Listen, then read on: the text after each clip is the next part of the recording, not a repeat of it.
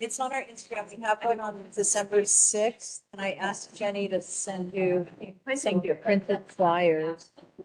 And then we have our dates for all of the first 6 months of 20. It's from 8:30 to 10:30.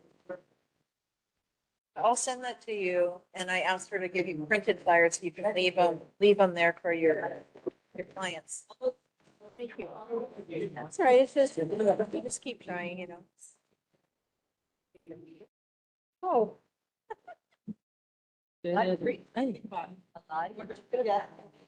Well, here's my reporter. Oh. Board members, please come to the front if you're not already here. Thank you very much. Well, just she's here. Switch you guys, because I know you more. Works for me. I know, it's really rolling. Okay, everybody, I'm calling this meeting to order. Thank you very much. So Dale, you want to circulate the, we had a whole bunch of people just walk in. Okay, everybody, please take your seats. First thing up tonight, do we have any conflict for anything on the agenda? Board member Antolini. It's not a financial conflict, but I'm affiliated with Malama Pupukea Waimea. Thank you. Thank you very much. Do we have HPD in the house tonight? I don't see anybody. HFD. Okay, I'm sorry, it's HFD then HPD. I'm so sorry, sir. HPFD first, thank you. Hi, good evening. My name is Keola Ford. I'm with the Wailuo Ferry Station, and I have this month's report. First off, I have the incident statistics for the month of October. For the fire type calls, we had 0 structure fires, 3 wildland or brush fires, 1 nuisance fire, 0 cooking fires, and 3 activated alarms. For emergency type calls, we had 58 medical calls, 1 motor vehicle collision with a pedestrian, 1 motor vehicle crash, or 10 motor vehicle crashes, 2 mountain rescues, and 3 ocean rescues. This month's fire safety tip is for cooking safety. Food has a unique way of bringing family and friends together, especially during the holidays, and cooking can be a relaxing activity. However, it is important to be aware that cooking fires are the leading cause of home fires and injuries. By following a few safety tips, you can prevent these dangerous situations. Stay alert while cooking. If you are sleepy or have consumed alcohol, avoid using the stove or stovetop. Always stay in the kitchen while cooking. Never leave the stove and heated appliances unattended. Use a timer to remind yourself to check on your food regularly. And keep combustible items like oven mitts, wooden utensils, food packaging, and towels away from your stovetop. And keep children and pets at least 3 feet away from cooking areas. That's all I have. Any questions? Thank you so much. Board members, any questions? Community, any questions? You have a lovely holiday. Thank you you so too. much for Thank you. coming Good night. tonight. We really appreciate it. Okay, next up, HPD.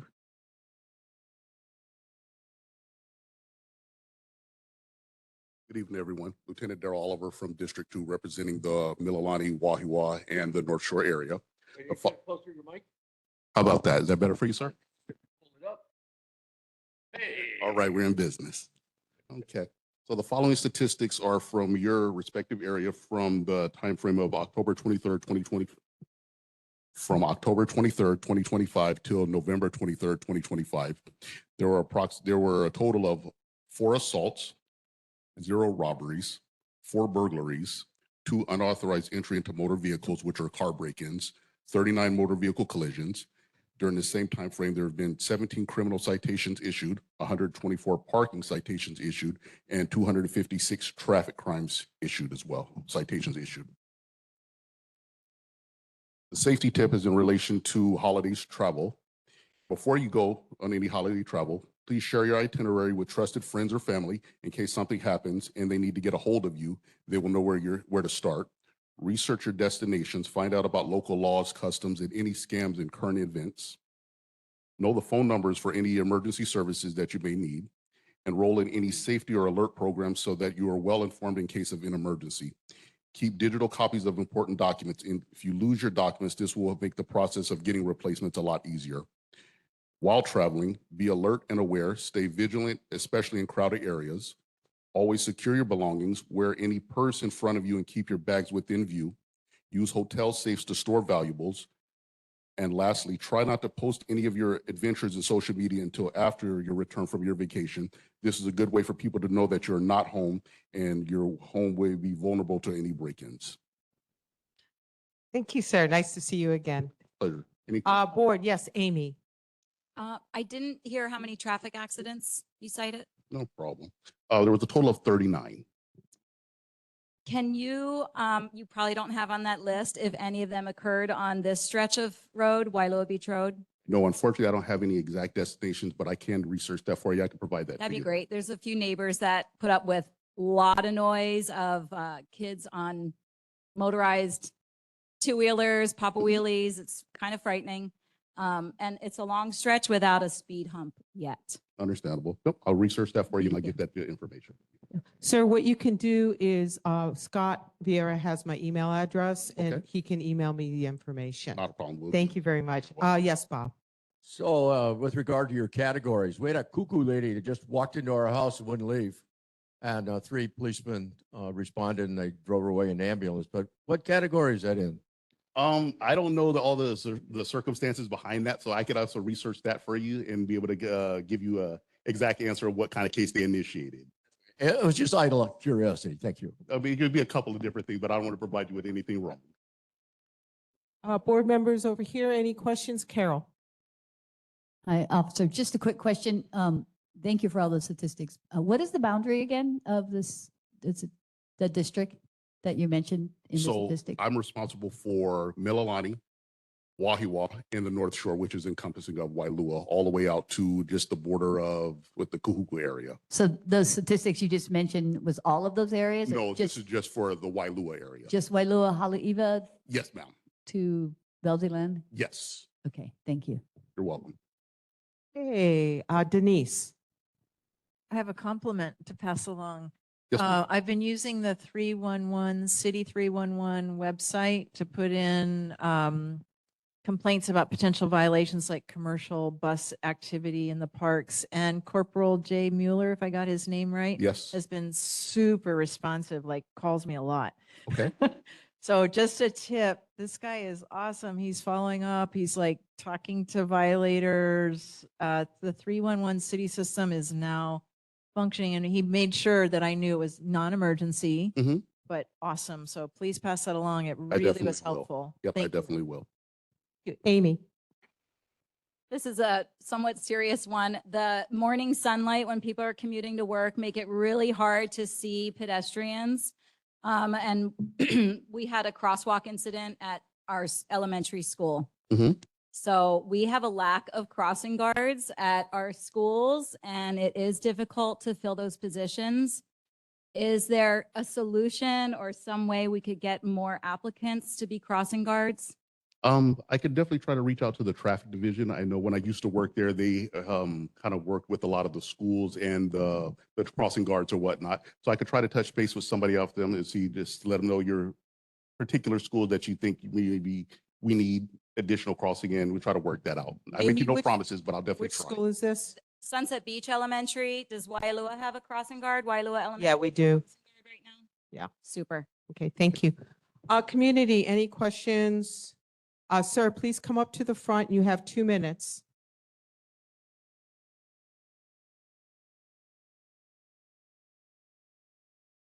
Good evening, officer. Thank you. We all kind of know what the statistics are here for what the crime is. I'd like to know what the conviction rate is. In my pocket right here, I've got 8 police reports since the beginning of the year. I can barely get a police officer to take the police report forward, put together a case, and take it to a prosecuting attorney. I've lost over $50,000 in farm equipment. And other farmers back here, and if Mel was in here, he'd tell you he's lost 100,000. So one, we have officers that don't want to put together police reports and make a conviction. And two, we'd like to know what the conviction rate is on burglars, because what we have here, according to the Star Advertiser, is a 93 or 94% success rate where crimes are not solved, and solved is 7%. We don't know what the conviction rate in there is. I bet that's maybe 3%. That's failure. We are burdened with an enormous amount of crime here. We've had no solutions.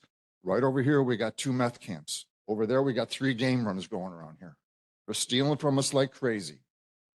We aren't getting convictions, and then we get early releases. That's got to stop. If you start a business, in 5 years, you have a 65% chance of success. If you're a burglar around here, you have a 95% chance of success in year number 1. What do you have to say about that? Sir? Oh, no, I was just going to ask you to direct your comments to the board. That's all. Thank you very much. Go ahead, sir. In regards to the gentleman's question in regards to the prosecution rate, unfortunately, I don't know that answer. That's something I would gladly research for you, and I'd be able to provide that to the board, and maybe we could relay that to the gentleman. Absolutely. Thank you. We appreciate that. Thank you, sir. Appreciate that. Okay, thank you very much. Okay, moving on, everybody. We have Ocean Safety. Vitor, thank you so much for being here tonight. Have a good evening.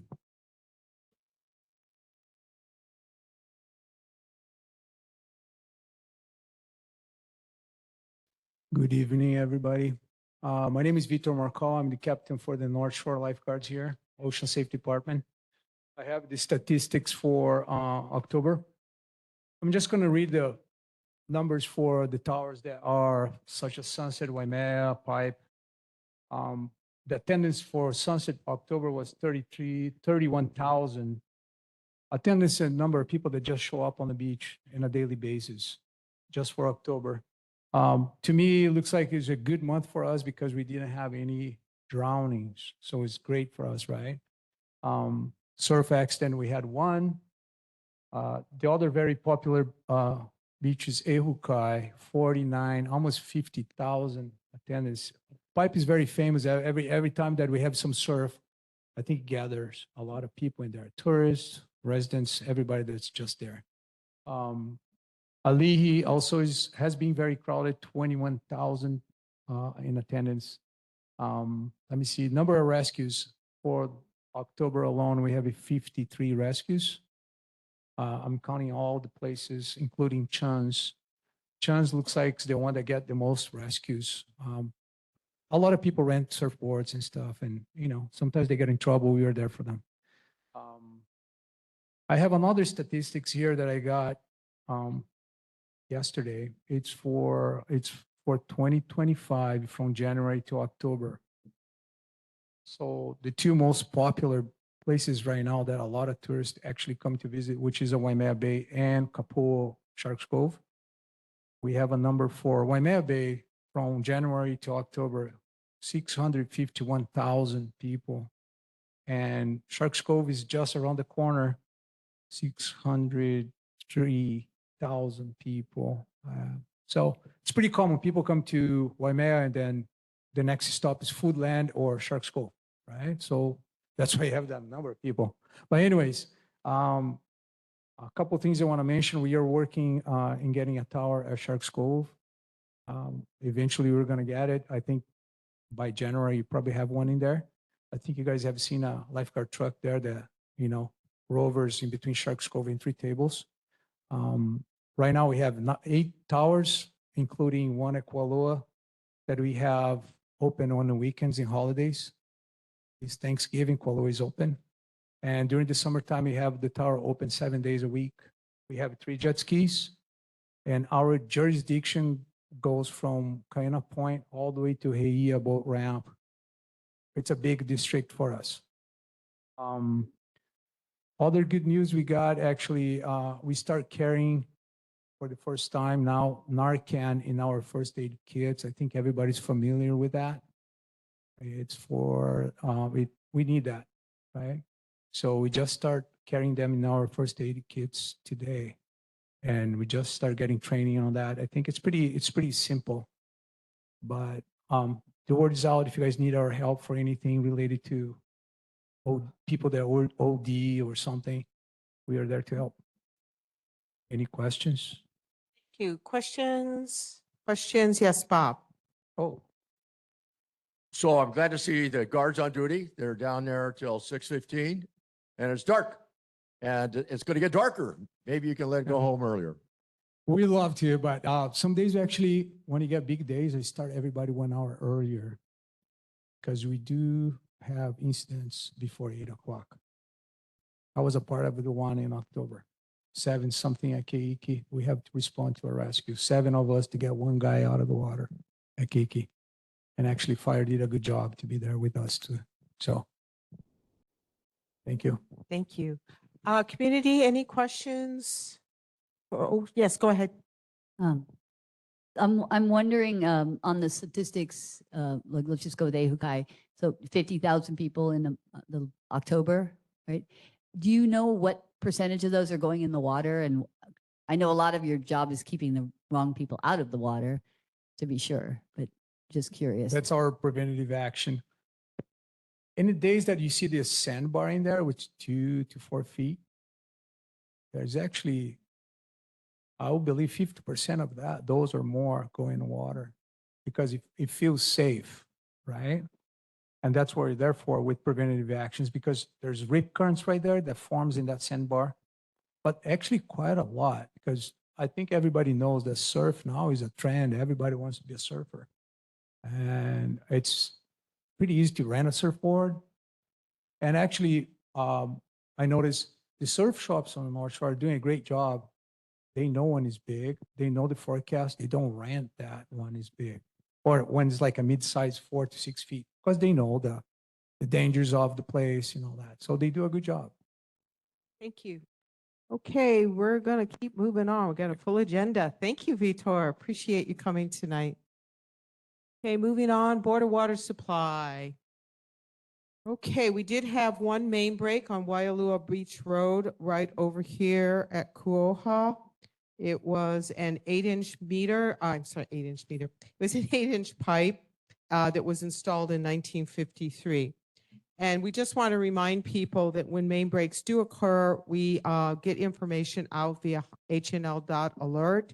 So if you haven't signed up for that service, you really should. It's a lot of good information, especially traffic information. If there's an accident or something, keeps you updated and you can avoid that.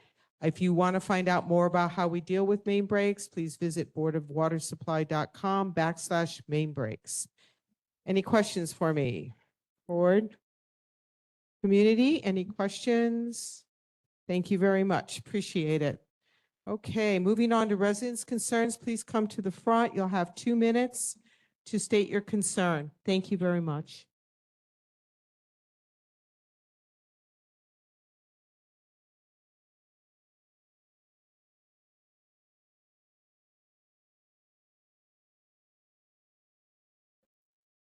All right. Hi, everybody. Erica Lemkel, resident, North Shore Chamber of Commerce Board of Directors. So just want to announce some of the holiday activities that we have. A lot of them you've heard before, but just want to restate.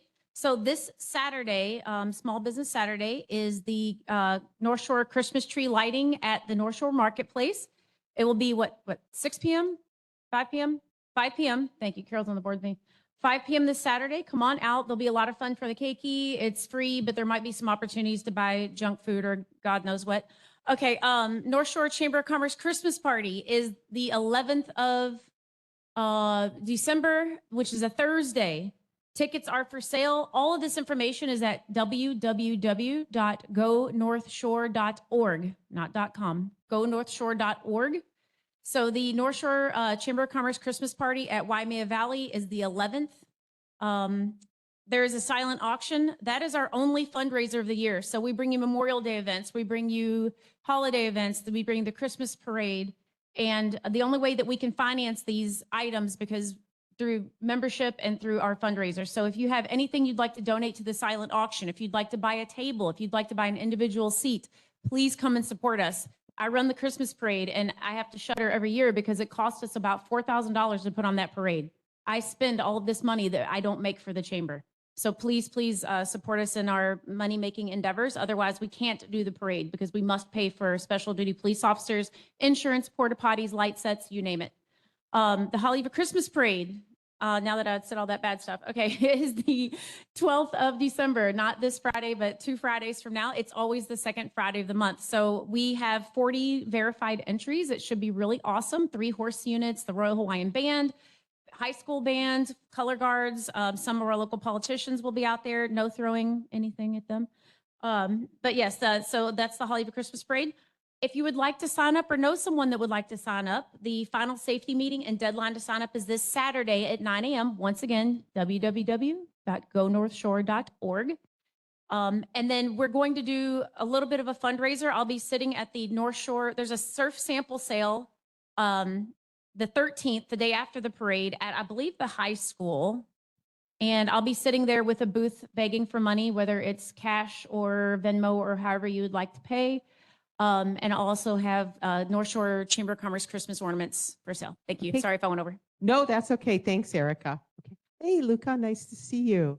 Hi, my name is Luca Chiamberti. I am a resident in the North Shore. I live up in Pupukea.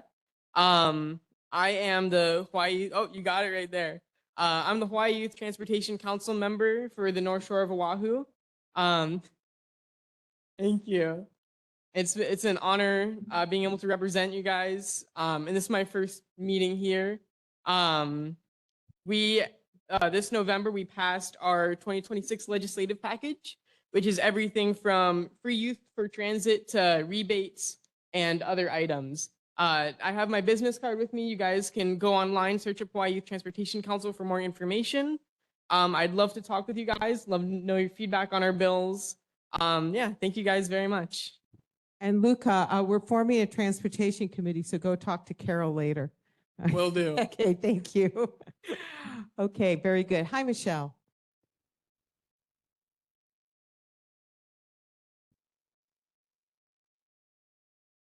Good evening, everyone.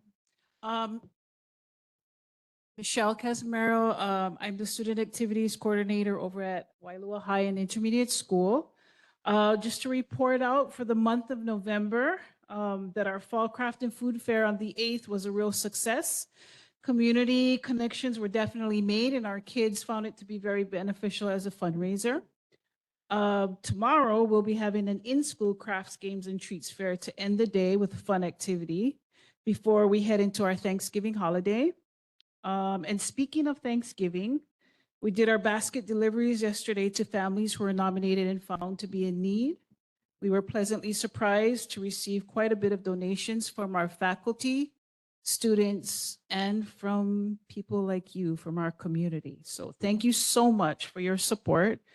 And those who received it, they really felt blessed. I mean, I had some people crying, so thank you. As far as the month of December goes, we will have our annual elementary school visits where we do pictures with Santa or elves, ornament making, and treating the kids to some shaved ice, popcorn or cookies. We also will have a winter spirit week. And it was said earlier, yes, we do have the Wailua Surf Sample Sale, December 13th, on our campus from about 9 to 2 p.m. on our front lawn at the school. And we're gonna have a special visit from Superintendent Hayashi and District Superintendent Mu. They're coming, and I think their focus is actually student voice. So that's right before we head into winter break for vacation. And that's it. Thank you. Thank you. Have a wonderful holiday, Michelle. Great to see you. Larry.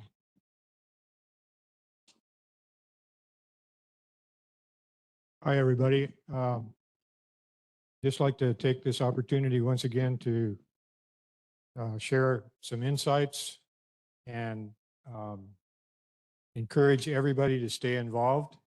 I know as a community, a very special place on this planet. We're all interested in preserving what we have. And a lot of times it seems overwhelming. But I'd just like to remind everybody and thank the community at large and specifically this neighborhood board We are so blessed to have Kathleen as a chairperson, and the work that this group has done, you know, in light of all the threats, gondolas and over tourism, harebrained development schemes and so on. Encourage people, please don't get discouraged, stay involved. We're making some good progress. So yeah, it's an honor and a privilege to be part of this community and work with a lot of you folks. Please keep up the good work. Hang in there. Thank you. Thank you, Larry. Great words.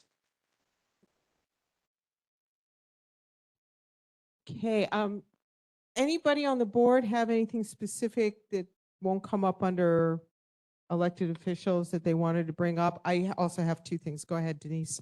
Be quick, because I think Larry forgot to say this.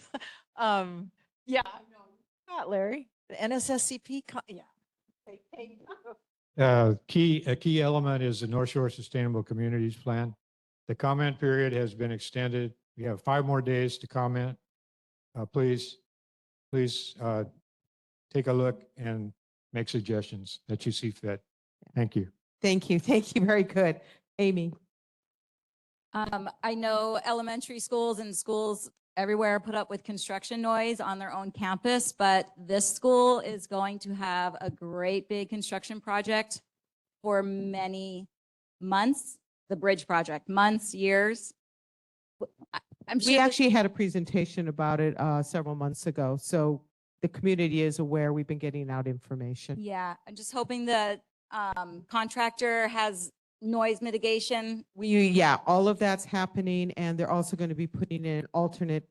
They're going to get rid of the old bridge, but they're going to have those are the guys over in Sunset, you know, when they were changing the bridge out over there, Palmalu. It's going to be the same thing where we have an alternative path. So yeah, thank you. And I have 2 very quick things. Actually, I'm going to ask Vice Chair, would you like to make this announcement?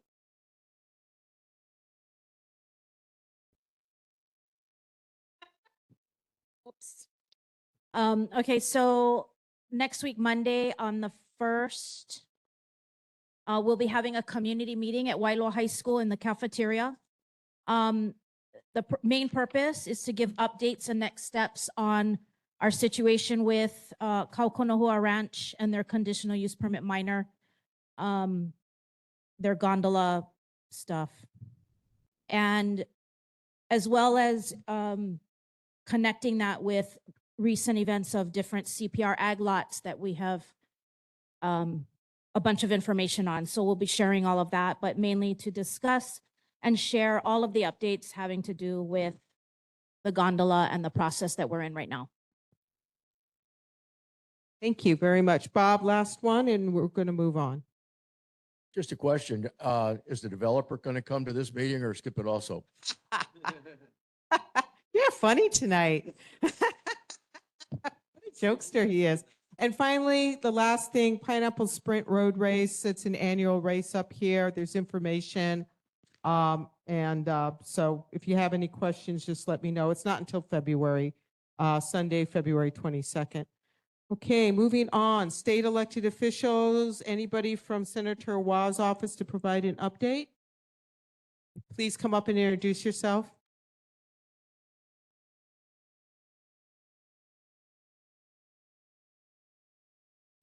Hey guys, my name is Mark Talley. I am from the office of Senator Brenton Awa. Aloha North Shore Neighborhood Board Chair, board members, and members of the community. My name is Mark Taliai, and I will be providing the report on behalf of Senator Awa. Just one quick and exciting update. This Saturday, November 29th, from 10 a.m. to 1 p.m., we'll be celebrating the 1-year anniversary of the Haleiwa Food Tree Project, better known as the Haleiwa Food Forest. We welcome all of you and the broader community to join us. A number of departments and organizations will also be present to answer questions, provide education, and hand out citrus trees and ulu trees while supplies last. We will also be unveiling the new Haleiwa Food Forest signs, so we hope to see you there. That's the only update I have for tonight. If there are any questions or concerns, I can take back to Senator Awa I can. Yeah, do you have permits for the signs? Oh, yeah, he does. I Okay, just picked them up today. yeah, because, they're big and Yeah. permanent and billboards are not allowed in the state of Hawaii. So Yeah. just kind of putting that out there. All right. Thank you very Very much, vital. Mark. Thank you. Appreciate it. And don't go. We're gonna take a few All right, questions, okay. sir. Hey, board members, any All right. questions? It's this Saturday from 10 a.m. to 1 Thank 1 you. p.m. Yeah. Board members, any questions? Community? Right on the side of the. Yeah, right Right over there. at the end, at the sunset end of the bypass. Yeah, yeah. You'll see Yeah. all the rows of Yeah. the trees. Yeah. Okay. Right over there. Okay, thank you for coming tonight. Yeah, Okay, he'll be there. you gotta, sorry, girl. Thank you, Mark. I have a We question. appreciate, you do. Mark, you Um, got one question. So, however controversial planting ulu trees may be, the Queensland longhorn beetle is a major threat to ulu on the Big Island. And it's kind of like the coconut rhinoceros beetle taking out the coconut trees here on Oahu. But I just got back from Puna and they're really, really worried about it. It doesn't seem to be able to be stopped, from what I understand, much the same as the coconut rhinoceros. So I'm just wondering if the senator is aware of that and just wanted to, try to bring that to the attention of our legislators. Maybe they can do more with invasive species control. Yeah, hopefully, Carol. well, I'll remind him, but hopefully the legislators get on it like now, because CRB is like out of control. You guys see all the trees. Haleiwa, Mokulia is just devastated. Mill Camp, Wailua, everywhere.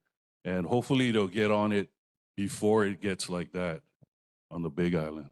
Get like here, yeah. Thank you So very I'll much. remind him that. Thank you. Appreciate that. And there is a new online app for invasive species. I think DLNR just launched it this week. So something else to look at. Right. Thank you very much you. for coming tonight, sir. Appreciate it.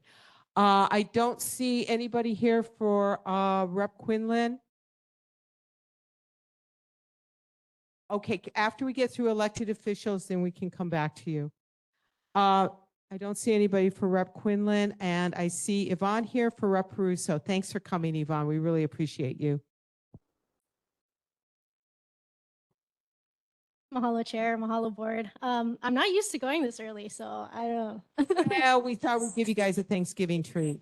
Oh, thank you. Not too much to report, but a lot to share because I know Rep. Peruso didn't get to cover some stuff last month, sorry.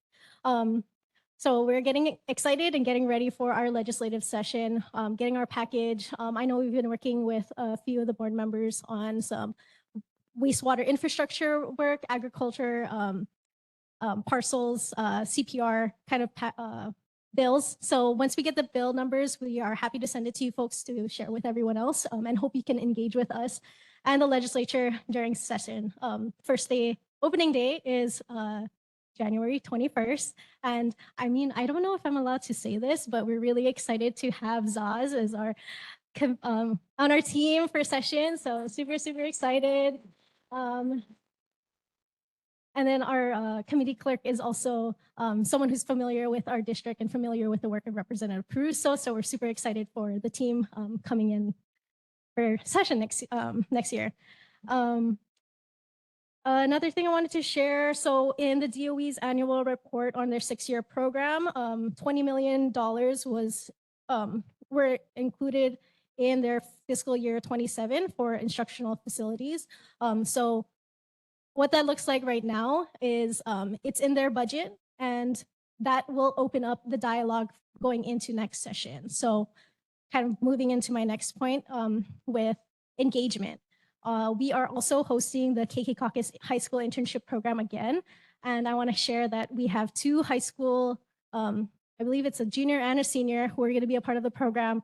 So I highly encourage when we announce who those individuals are to have those students kind of be the liaison between the community, the school, and the legislature in getting the conversation around improving the band room. Sorry, $20 million for improving the band room. It's demolition and then also possibly some funds to build a new building.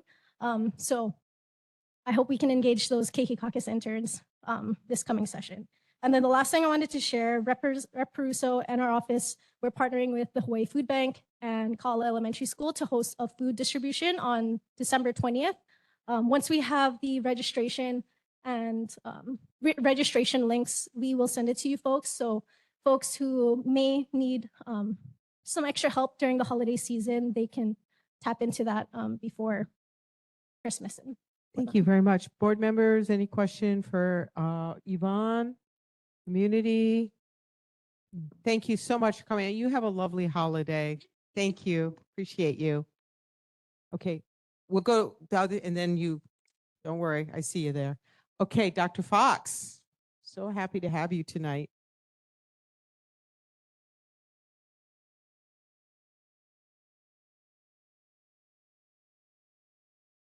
Aloha la nui.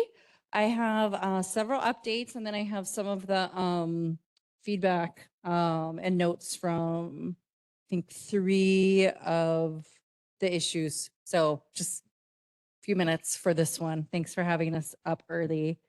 So in the mayor's newsletter, we have a new sign-up process for electronic press releases. So we've updated our press release distribution system to make it easier for residents and members to sign up to receive these important updates. So subscribers can receive the new updates if you go to www.honolulu.gov/mayor/newsletter-sign up. I know that's a really long one, so I'll go ahead and make sure I get you guys the full link. They've already gone into effect the last 2 weeks, and they're pretty frequent. I think today we maybe got 3 or 4, maybe 5, and they're across a number of different issues. So this is a great way for everybody to stay in touch, and we're centralizing some of the alerts that come out across agencies. So really, really helpful tool, and then linked to the monthly mayor's newsletters, which can also be found online. We're really excited about the holiday season.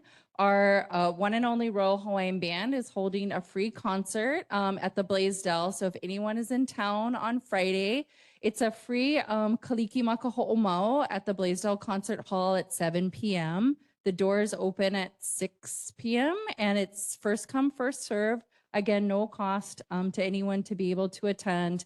We're looking forward to many acclaimed Hawaii artists, including the Ohana Jazz Trio, Kumu Hinale Moana Wong Kalu, Kala'i Stern, Malia Ka'ai, Star Kalahiki, Kanani Oliveira, and then we will be illuminating Thomas Square Park for the public for many performances alongside Honolulu City Lights, which begins on the evening of November 29th for tree lighting. And then the Honolulu Hale will be open for the Public Works Electric Parade down through King Street. And then we hope folks will visit us for many weeks. We have lots of displays. And then you have to, of course, see the one and only Board of Water Supplies, beautiful lights that always bring me joy each and every holiday season. Can't miss them. And then just other updates this month are the city did help to relocate the Early Education Center. 60% of the keiki that go to the Early Education Center are their parents are employed through the city and county of Honolulu. So we thank the team for working on that. We have 3 issues for updates. I'm going to start with Member Matsumoto's suggestion that the ridership from Mililani to and the North Shore would increase with our new Skyline Rail opening if there was more centrally located parking options, especially along the lines of the H1, H2 merge.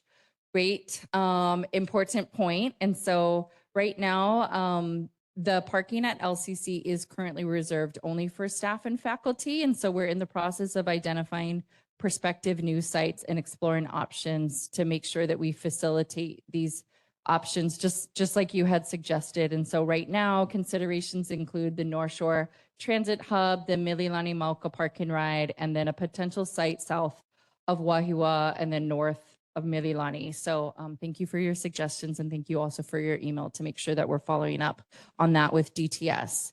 There was another question that went to DTS. I don't know if Barb's Barb here tonight. There was a question about the new stop sign at the intersection of Wailua Beach Road and Goodell Avenue, previously the yield sign.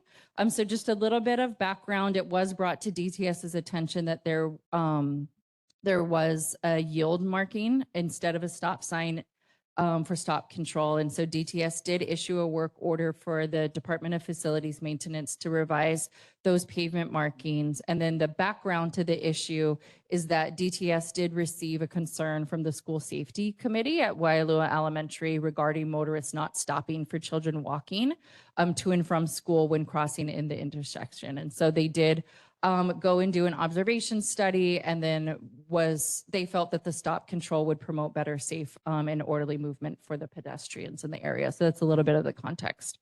And then the third issue, I don't know, is Frank here tonight? Frank, hi Frank.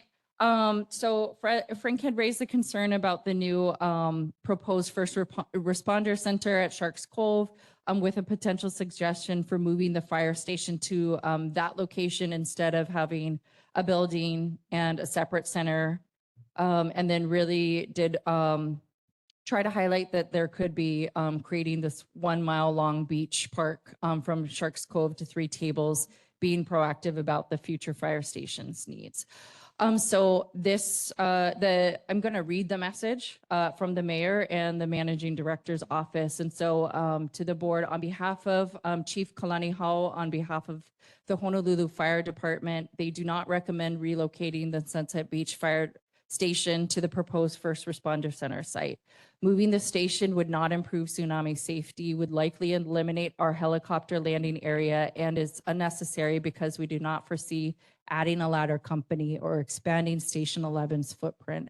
The Honolulu Fire Department fully supports the First Responder Center as an EMS and ocean safety facility, but we do not wish to co-locate there. Separately, the Honolulu Fire Department is already working to acquire land for a new expanded Wailua Fire Station that will meet the future operation and disaster response needs without requiring changes to the Sunset Beach Station. On behalf of the administration.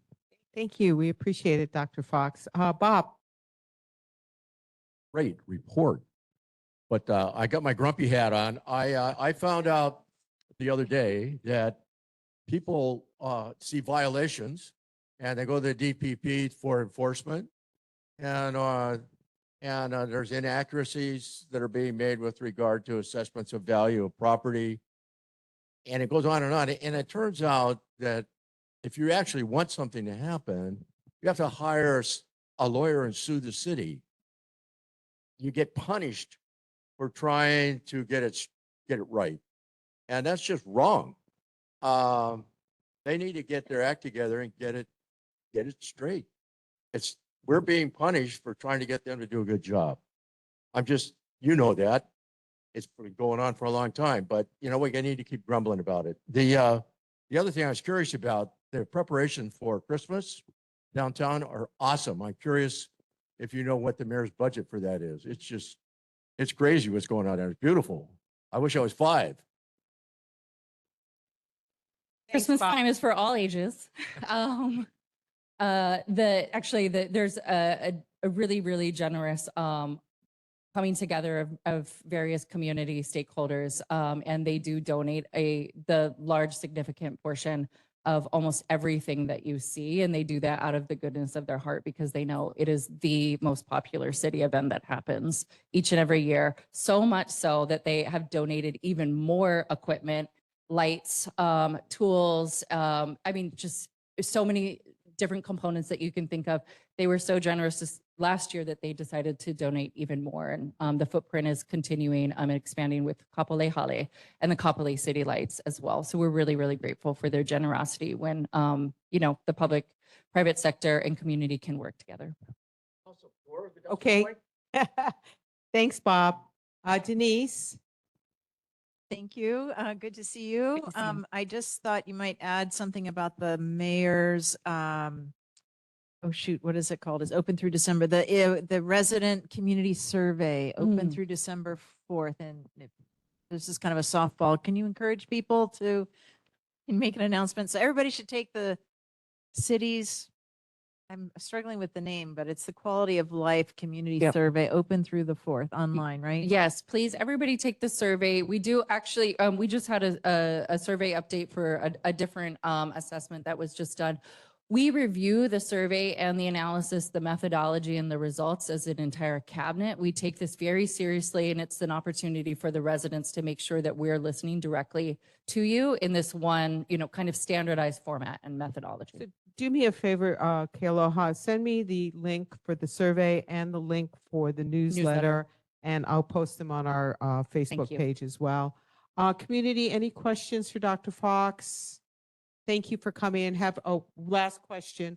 Thank you for coming though. Last question, please go. So I'm speaking on behalf of the North Shore Chamber of Commerce, and we put on this Christmas parade, and one of our board members who leads it, Erica, was mentioning our budget, and it costs us like $4,000 to put on the parade, and we get about $1,000 in parade fees because we keep them very low, free for youth and student groups, and $25 for nonprofits. And anyway, we put in a request with the mayor's office to help us with our HPD expenses. It used to be in the past that the mayor's office sponsored it 100%. And I guess with changing of administrations, things change. But if you could pass it on to the mayor, we'd really appreciate it. We don't have the budget that you guys have for downtown, but it's kind of all we have in our little town. So just wanted to say thank you. Thank you, Carol. Absolutely. Thank you for coming tonight. We really you. appreciate it. Okay, I see Kelly and Naya back there. Yes, Luca, did you have something real quick? I wanted to just do a quick comment for that. So if you look at the bottom of the HYTC's sheet that I gave out, or that's around, you'll see a section down there regarding the HDOT's priority multimodal network. One of the things there is outlined a proposed E-line that would run from Eva Beach to Waiawa Station to Wahiawa Transit Center. And I know you talked about getting Skyline ridership. And if we really want to get Skyline ridership, we need to bring that E-line up to the North Shore, because right now it's horrible that it is such an amazing line that is being proposed, but it's not coming to the North Shore, and you're leaving North Shore residents disproportionately disconnected from Skyline. And I think I've talked to DTS, and I would really like it to be brought up to the North Shore. Thank you. Thank you, Luca. Appreciate that. Okay, Kelly, you're up.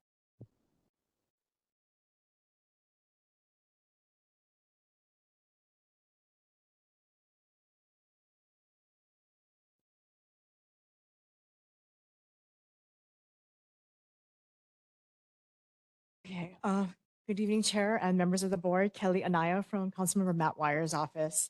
Council members, just wanted to wish everyone a safe and happy holidays. But with that being said, many of our neighbors are still feeling the effect of the shutdown that happened, even though it has been restored. So I did leave some information at the table. If you or anyone you know is still in need of assistance, I have some resources there. A couple other things. Earlier this month, Councilmember wanted to thank the North Shore community. The resolution 23305 was adopted unanimously. This measure urges the Department of Planning and Permitting to revoke the conditional use permit for the proposed Kamananui agribusiness and gondola project on Mount Ka'ala. So thank you for everybody for your continued support and all your hard work. And I believe Dr. Fox mentioned last month, but just wanted to highlight again the Pupukea Road guardrail, because that's something we've been working on for a long time. Anyway, the project has started, and it's going to take about 9 months. So Councilmember wanted to thank the residents for your patience as they do the work. Also, thank you to the community for your patience as the roof reconstruction and bathroom at the Waimea Beach Park Comfort Station was, I guess, restored. It's all open to the public now. Also, thank you to the North Shore community for participating in the Charter Commission at the Sunset Beach Elementary School. He's happy that community members came out to share their ideas about enhancing public spaces and increasing funding for various city departments. All right, a little bit out of this North Shore district, but just wanted to highlight the Laie DMV kiosk is now open in Foodland Laie. The ATM, or it's similar to an ATM, and it lets you renew and print your motor vehicle registration in minutes while avoiding line and minimizing wait times. It's able to process renewals up to 10 months past the expiration date with a late fee though, and is part of 9 kiosks across the island so far. So he also wanted to mahalo the Department of Customer Service for their hard work on this effort. And then lastly, thank you for the community members who showed up to the Wailua Talk story. Councilmember had a great time talking to the community members. Lastly, just something that came in through our office, we are aware of the complaints at the regarding the Haleiwa distillery. So just to let you know, I am working on that. I haven't heard back from the department, so we'll be sure to update the group or the board when I hear back from them. And that's actually it for me. So if anyone has Thanks, any Kelly. Appreciate that. Board members, any questions? Bob? With regard to the comfort station at Waimea Valley or Waimea Beach Park, Yes. what actually happened there? What did they do? The roof was restored as well as the restrooms rather. Major restroom repairs. The roof- That's pretty generic, but thank you. Oh, Bob, just go down and check it out. I tried to pay attention to what's going down there for years, and I didn't get down there while the equipment was down there. So now the curiosity is eating at me. So we're relying on you for good information. well, let me see if I can go find out. Thanks, Kelly. Specific. Anybody, a community? Debbie? Got one for Bob. The Parks Committee went there and there was a lot of wood rot and it was kind of ghetto. Just needed a big cleanup and a lot of new lumber and stuff. Thank you. Thanks, Deb. Thanks for the update. Rex, please come up. Yeah. Got to record you, girl. Okie dokie. Thank you. I just want to commend Kelly for always being so available, so responsive, so supportive. I am so grateful that I can email her back and forth and she responds. I appreciate her and Matt Wire's office so much. Thank you, Kelly. Get you your $1 after the meeting. Have a wonderful Thanksgiving. Thank you for coming. And we all echo Rex's lovely comments. Thank you, Kelly. You're a gem. We appreciate you. Okay, moving on. Young lady, you had a quick comment for us. Thank you for waiting.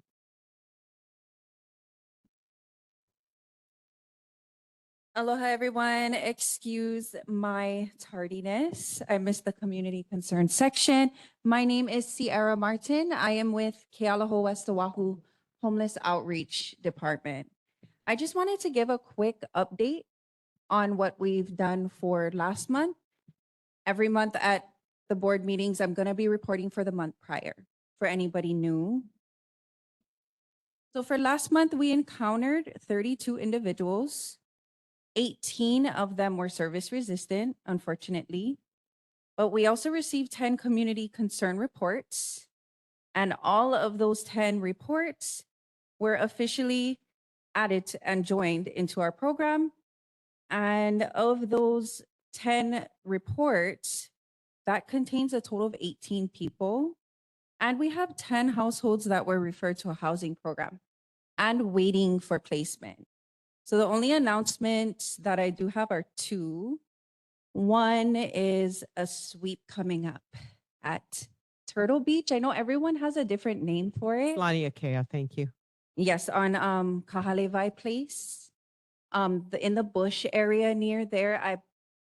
I believe. And I'm sorry, it's Pua'ena. Pua'ena. I've been calling it Haleiwa Beach Park this whole time, and I just learned of it last week. But you are gonna see us along with the owners of the property, which is Kamehameha Schools.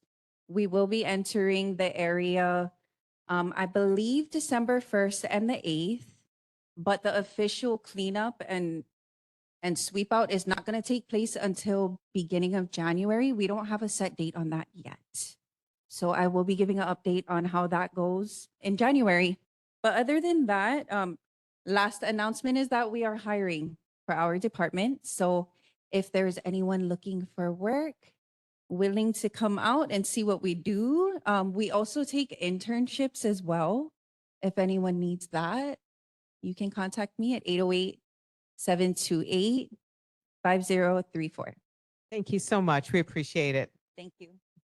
Okay, moving on.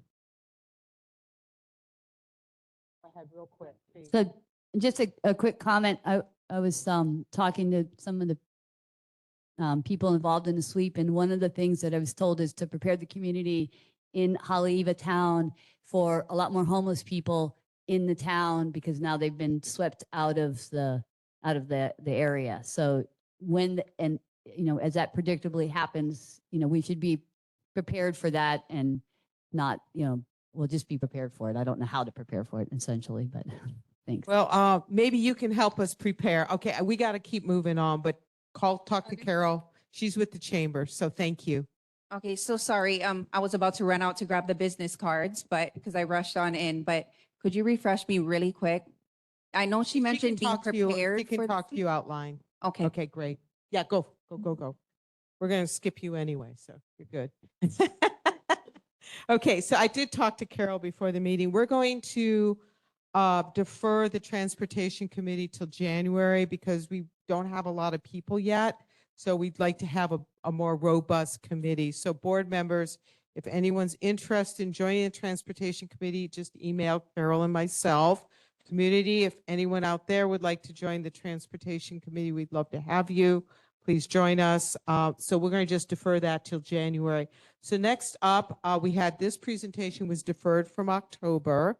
So this is the Malama Pupukea regarding the Kapo'o path proposal. So tonight, I'm going to turn it over to Board Member Antolini. Thank you. Thank you. And I'm going to turn it over to Jackie Lai now, our Executive Director. So I'm not going to present. Jackie will, and then Kaleo. Aloha, everybody. I'm Jackie Laynell, Executive Director of Malama Pupukea Waimea. We are working in partnership with SSFM and North Shore Community Land Trust to work on a improved pathway through Kapo'o. And you can talk to Kaleo Hano maybe later. It encompasses and is part of a bigger North Shore Trails program that the North Shore Community Land Trust is working to try and create trails and pathways that connect our communities from Ka'ena to Kahuku. What we do at Malama Pupukea Waimea, we are in our 20th year of marine advocacy, conservation, and education. And we are celebrating our 20 years. And with that, we have a 20-year impact report that I shared with the board members. And for the rest of you here, we have an executive summary that summarizes what's in the meat and guts of this one here. And we have a local artist that worked with us, Ilona Hemperly. She's from the Sunset Beach area, and she was kind enough to do some sketches. And this was part of our presence at the Haleiwa Arts Festival this summer. And we just had some extra color cards that we're sharing with you this evening. So thank you and mahalo for having us. Here's Kaleo Hano Ferrant. Aloha kako, Kaleo Hano Ferrant with North Shore Community Land Trust, also a resident of Paumalu near Rocky Point. And excited to be presenting today about a project I've been working on behalf of the Land Trust along with Malama Pupukea Waimea, along with consulting firm SSFM. And for a few years now, we've been working to promote a project for a pathway through the Kapo'o or Sharks Cove parking lot area. So without further ado, we'll get into that. So the purpose of this project has been to increase safety and access for users of the park as well as people passing by. There's the Keala Pupukea bike path that is well used on both sides of the park. It's a gap in that path. And we want to encourage area residents to visit Kapo'o more often. A lot of people feel that the area is more used and maybe even right now benefiting visitors more than residents. And so we want to bring more people, area residents, including not just right directly in that area, but all North Shore and Oahu residents to the area. We want to improve the current uncontrolled parking and entrance areas. I'll show a little video that kind of demonstrates that, although many are familiar already. We want to improve access for first responders with some marked stalls. And we want to extend the well-used Kealapupukea path. So we'll try this video.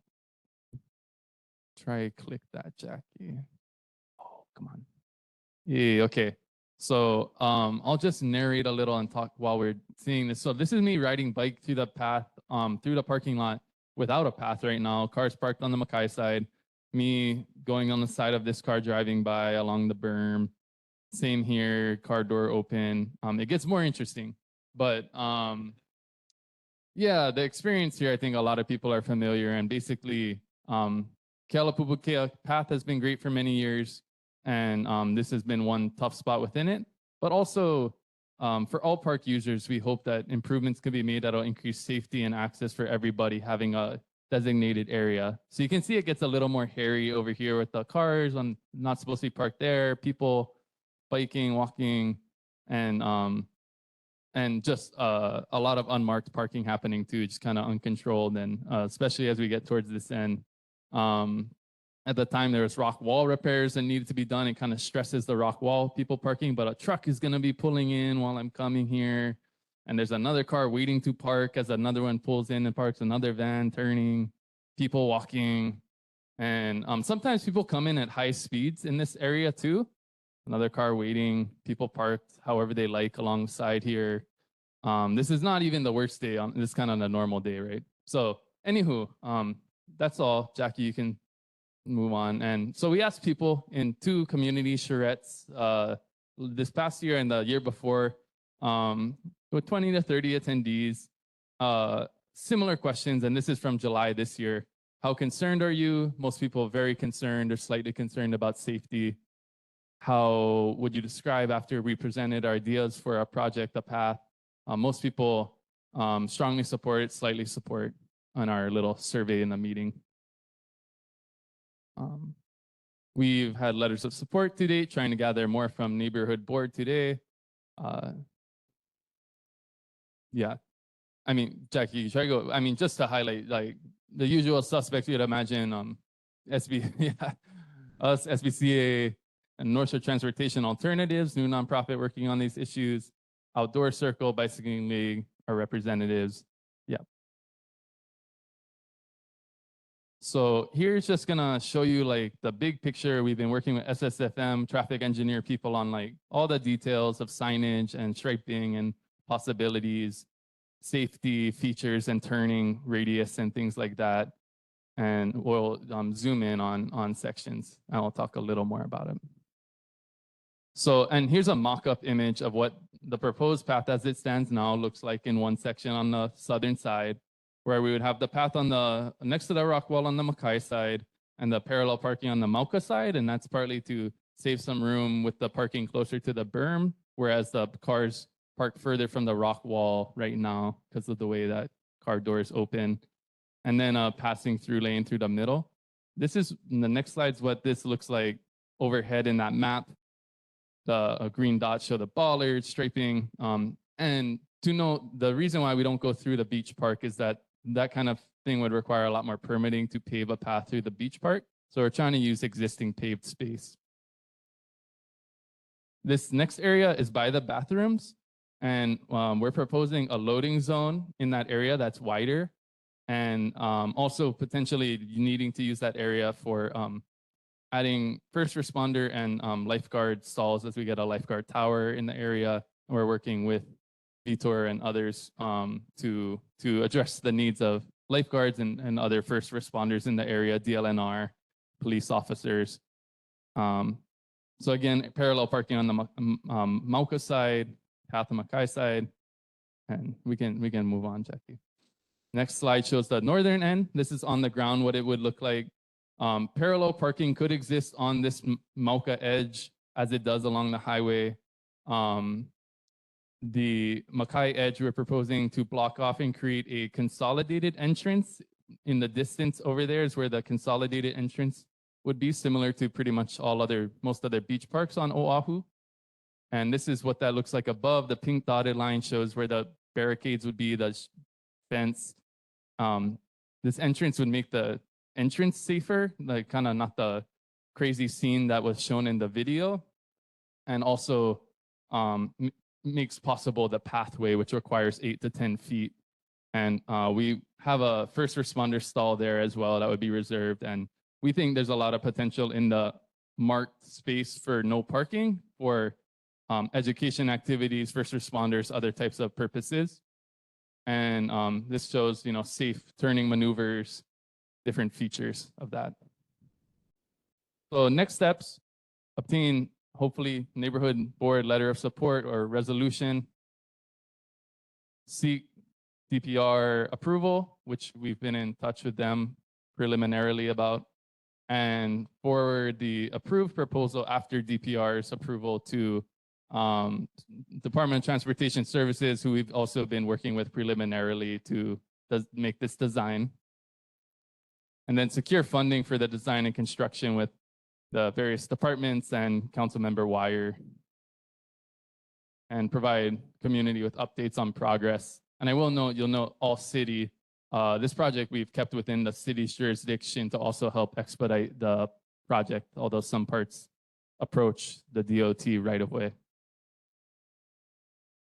And so here I can read the proposed draft motion as it stands. The North Shore Neighborhood Board strongly supports the design and construction of a shared use path through the northern parking lot of Pupukea Beach Park near Kapo'o as proposed by Malama Pupukea Waimea and the North Shore Community Land Trust. So mahalo nui for listening while we presented, and happy to take questions and whatever else is needed.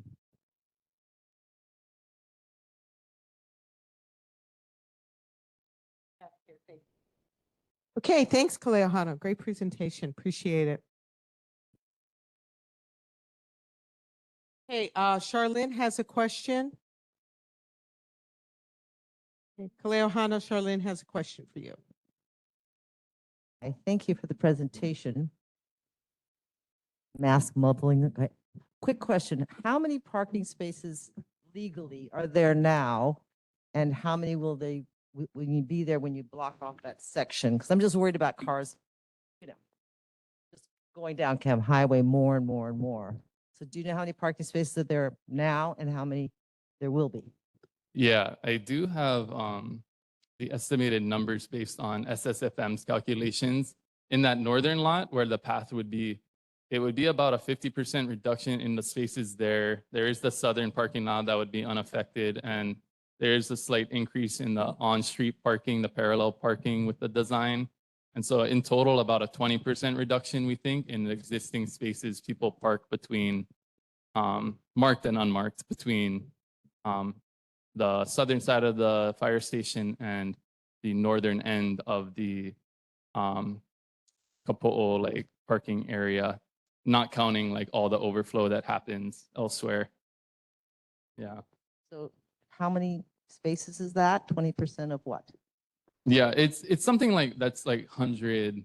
It's something, yeah, like the number of places people park total right now, just within that scope is in the 100 something realm. Yeah. Amy. I guess a reduction in parking spots might actually help the ecosystem. But will there be bike racks for people to lock their bikes? Yeah, so that's probably a great use of some of those no parking areas that will be created, that will be needed. More bike racks needed, hopefully. People Yeah. riding their bikes there. Yeah, thank you. Community, any questions? Yes, Rex, please.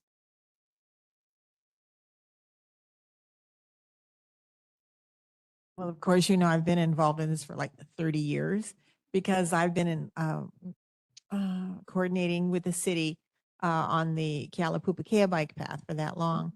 I think this is a great idea. I bicycle there all the time to Foodland and back, and it is a really dangerous area if you're on a bicycle with people swerving. And it just as Cleohano said, a lot of people will turn in coming from the Turtle Bay side, will turn in really quickly. And there's a pothole there too that they'll kind of swerve around that. And that's right where Keala-Pupukea comes into the parking lot at Kapo'o. So I am 100% behind this effort. I think it's going to make it safer for anybody walking or riding a bicycle.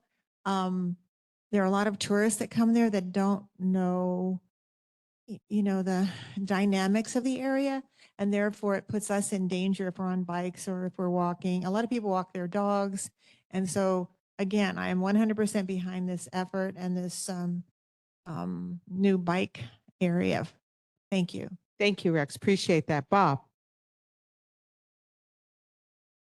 A lot of good ideas there. I think that the only minus I can see is that already a lot of people look for places to park and can't because it's full. And they park on down the highway and if you want to go to your favorite place, it's full. It's an irritation. So the suggestion is on the parking lot to the Waimea Bay side could be expanded to accommodate several more cars. And I noticed that this project kind of stops. It doesn't really address that. But I think it should. If you're going to take away, it makes sense that you should create a way to expand it at the same time. That's all. Thank you. Raquel? No, but I will clarify at least for the PATH project and kind of separating it from other projects, it might have ecological benefits and other things, concerns about how many people are in the area at one given time for safety and ecology. But the PATH design pretty much at this point is still yet a design that's like just minimizing number of parking spaces as needed to create a path at all.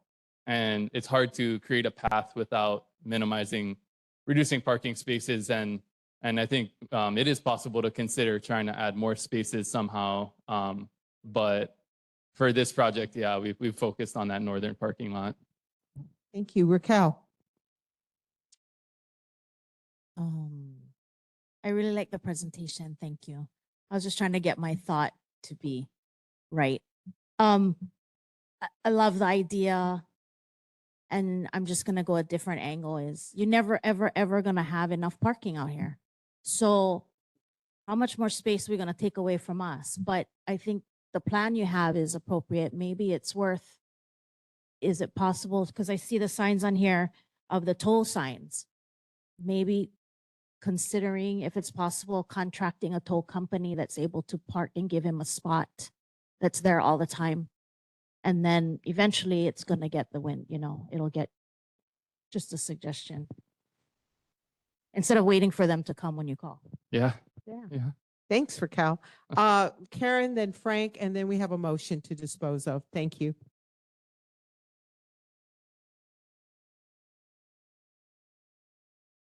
Aloha, everybody. I'm Karen Gallagher, president of North Shore Transportation Alternatives. And first of all, I want to tell Bob, just get up earlier and get down. There's plenty of parking early. But anyway, I just want to say that before the bike path was at Sunset Beach, we used to ride, I've always been on a bike, and the cars are parked on the Mackay side and you'd ride your bike behind them between the cars and the highway. And it was really, really, really dangerous. And so it just makes a lot of sense to have the bikes on the other side of the cars. It's way safer. I love the idea. I love everything about it. And it's a great idea. And I don't think we need to worry about the parking situation because North Shore Transportation Alternatives is on it. So no worry.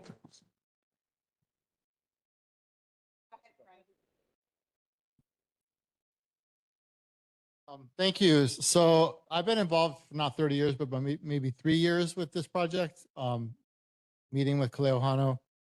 My question is like where it ends, I guess it's kind of by the fire station. Is that correct? But thinking about what Uncle Bob's saying too is like, you're riding your bike and you want to go to Waimea. What's it going to look like when you get to the end of this proposed area? And how are you thinking in the future about that? And also piggybacking on the parking, I know you guys have solutions in mind. I know we talked last meeting. What about the possibility of paid parking for visitors and free parking for residents too, like we talked about that they do in other places around the state? Thanks, Frank. Appreciate it. We have a motion, Denise, that you can put forward, but go ahead. Yeah, I just want to say that there's so many different efforts going on, Frank, related to all of this. And this project is part of our larger Act 31 project we presented at the last meeting. We're wrapping up the final report on that tomorrow to DLNR, and it will include proposals to the city and the state for eventual parking management for visitors, not for residents. So we're all working on it together. We've been doing this with limited funding. This is a community effort. So we welcome everybody pitching in, because between what Rex is doing, what Karen's doing, what Clay Ohana's doing, eventually we'll get there, but realize this is a whole ecosystem that has gotten out of control that we're trying to get back into the box, right? So with that, do we have a motion to suggest to the board? It's already in that last slide, and it's basically just asking for support. So the North Shore Neighborhood Board strongly supports the design and construction of a shared use path through the northern parking lot at Pupukea Beach Park near Kapo'o, as proposed by Malama Pupukea Waimea and the North Shore Community Land Trust. All right. Punto. Fine. Do we have a second? Carol seconds. Board members, any further discussion? Seeing none, Zoidel, could you do a count, please? Dave. Amy. George is absent. Cheryl. Andrew. Raquel. Uncle Leaf is not here. Zaz. Carol. Aye. Debbie. Denise. Charlene. Bob. Wait, Kathleen. 12-0-0 adopted. Thank you, board. Appreciate it. Denise, who does the letter go to?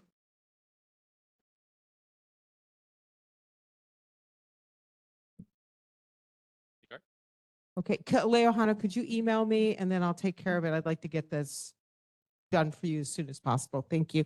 Thank you for coming tonight, Jackie. Thank you. Great job moving those slides forward. Okay, next up, we have a very short presentation from the Department of Parks and Recreation, Division of Urban Forestry Tree Planting Initiatives. Tonight, we have Roxanne Adams and her workmate, Maria. Thank you, Roxanne. Aloha mai kako. Mahalo nui to the chair and to the board for allowing us to get a little bit of time with you all. There was a handout here on the table. Looks like this. So we took out about 102 coconut trees that were inundated by CRB. And we promised that we would be back to plant shade trees. And in particular, we are interested in planting native trees, but native trees don't always float everybody's boat. So you can see that we have choices of trees here that we are looking at to go into your community. There are on the front page, at least that's my front page, the native and canoe trees for city parks, you'll see listed there. And it has a picture of the tree and also the flower or the seeds that are on there so that you get a better idea about the trees. On the back side, you'll see the non-native trees. These work. They're not always our first choice, but they do work. And in some cases, if you're looking for a large shade tree for a football team to sit under when they're meeting before practice, native trees don't always work for that because they don't get that big canopy. So there are a few large canopy trees on the backside that would work in those situations. So right now we're looking at putting in 143 trees, minimum of 143 trees at Kayaka Bay Beach Park. Most of the trees will be surrounding the perimeter. There'll be some on the interior parts of the park. And we will keep the helicopter pad free and clear. But we want to get as many trees in there as possible. We did apply for a grant, a city grant with the Office of Climate Change. and resiliency. And we're hoping that they'll help us with that. We'd like to get irrigation in there so that we don't have to lean on community for assistance with watering. Our office is located in Kapiolani Park, so it takes us a good couple of hours to get here and a couple of hours to get back. So that leaves us with only a half a day work. So we're trying to get irrigation in there. So we're reaching out to one of our sister departments to see if we can't get a little bit of those green fees. But take a look at it. There's also, you can also reach us at oahutrees@honolulu.gov if you want to make any comments, but making this short and sweet. So if you have any questions. Not a hold, mister. I'm taking prerogative right now. You're next, don't worry. Since I work for the Board of Water Supply, as you know, water is really critical. And so we really, really strongly promote native species because they're not thirsty plants. And we already have issues with monkey pods in our community. My husband used to work for DPR and he used to call them rubbish trees, as you know. They're beautiful. We love them for the canopy, but the root system spreads out in a way that sometimes isn't always good. And if you're putting an irrigation system, eventually that could entangle itself with the irrigation system. And again, on the irrigation system, we would hope that you guys are not watering between the hours of 9 and 5, before 9 a.m. and after 5. You know, we take this very seriously. And Laura does a great job. You guys have been great partners with us on conserving water. So we really appreciate it. But I'm going to push every day, all day long for native species. So thank you. Go ahead, Bob. Great news. Trees, sequestering carbon, all that good stuff. No. However, one tree on here is the rhinoceros beetle. We have a hollow tree in our weed circle down here that looks like somebody exhumed it. Maybe had been buried for a year or 3. It's just in a tragic, it's the worst one I've seen yet. But the beetle eats it, and I would not have that on this list for a suggestion. That's all. Duly noted. Hi, thank you so much. My question is, of the native trees, which ones are you leaning towards and which ones shed a lot? Do they shed, drop leaves and berries and Most trees do, and that's how we build soil. right? Soil is built by trees. But I'm just saying, like sometimes like the wood rose trees, they're big things that people can't walk on and things. I was just curious which way you were leaning. I would imagine there would be a lot of Milo. Milo is a really good beachfront tree, does really well here. Seeds are small, easy to run over with the lawnmower. Leaves for the Milo tree were used in Lo'ikalo to add nutrients to the soil. So we'd lean heavily on Milo for sure. We love how grows really quickly, provides a lot of shade. As long as we keep the trunks clear, we don't have any problems with housing issues in how. We would lean heavily on that. I would like to see some Lonomea out there. It's not heavily used in urban settings, but Lonomea was predominantly here on the North Shore. So I'd like to see it back here. You see it a lot out in Ka'ena. The Po Kalakala, very, very rarely used. It's an endangered species. It is from Kauai, so it is your close neighbor. It may have been here, so that's kind of cool. But we'd like to use that a little bit more. Kukui, if it's set back a little bit away from the ocean, grows really well. State tree, would love to see more of that here as well. A lot of people collect the kukui nuts, not only for the shell, but also for inamona. So that's a pretty good use down here. Seafaring people, we need inamona for a poke. So that would be really cool. And Willy Willy, of course. Willy Willy, definitely. We can now grow Willy Willy again. So we'd like to have groves of that out in our parks. They don't necessarily provide you shade in the times when you need the shade, but they're beautiful. And we want to see more of them back in our landscapes again, since we lost them for a little while. But Roxanne. duly noted on the monkey pods. And just so BWS knows, it's all drip irrigated. Thank you. Raquel, and then Debbie, and then Zaz. Thank you, Roxanne. I really love this paper.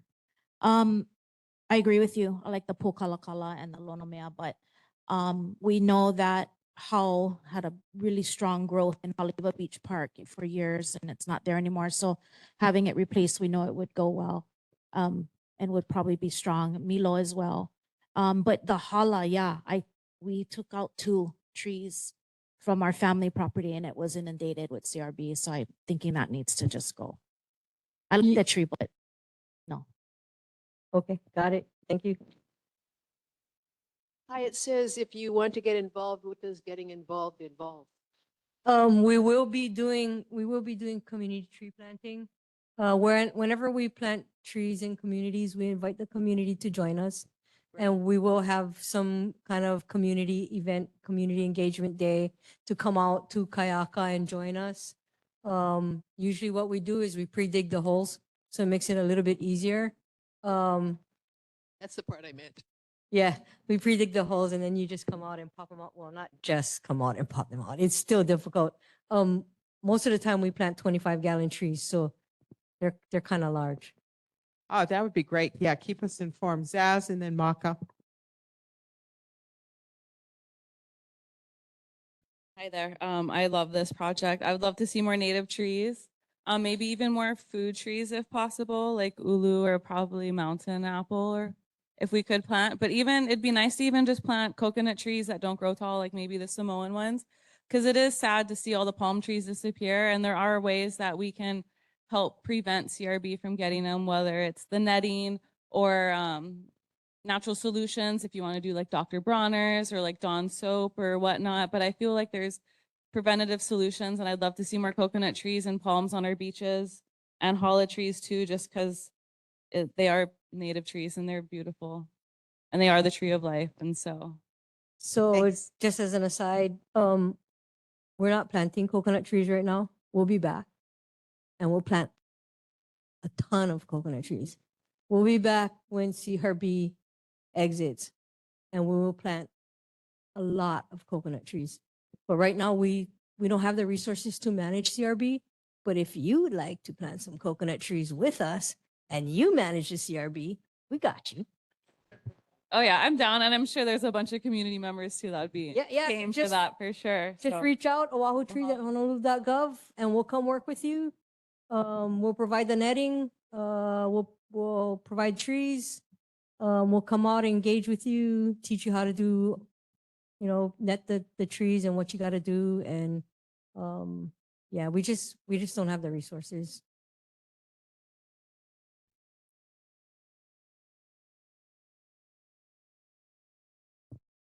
I really, really like your presentation. Mahalo. Yes, native trees, ke olu olu. And it'd be remiss if I don't speak because Kayaka is right across the street. We see that the moa, right? So if you can get hey out there, then out of there, then there'd be less pukas in the ground and less of a hazard. But they're there and they're helping the irrigation and doing all their things that they got to do. I do, again, really, really like the idea of Wili Wili, because not just for bringing them back, but as we think about ways that our community, as you mentioned, can gather and make and harvest and use and consume. Kukui, yes, but imagine if we can make lei again or bring that back to our practice. Lots of things. Mahalo. Thanks, Maka. I appreciate that. Thank you so much for coming tonight and giving this presentation. We really appreciate it. And then just keep in touch. I love the idea of the community. We'll do a potluck. We'll bring food. We'll have a good time. Sounds good. Ohiho. Thank you. Mahalo.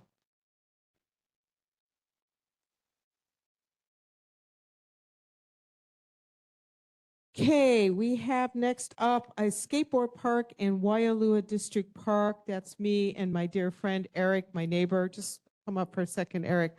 We want to thank the Parks Committee supported this, and I sent the motion to the Parks Committee, And I was going to ask Committee Chair Antolini to make the motion when we get to that point.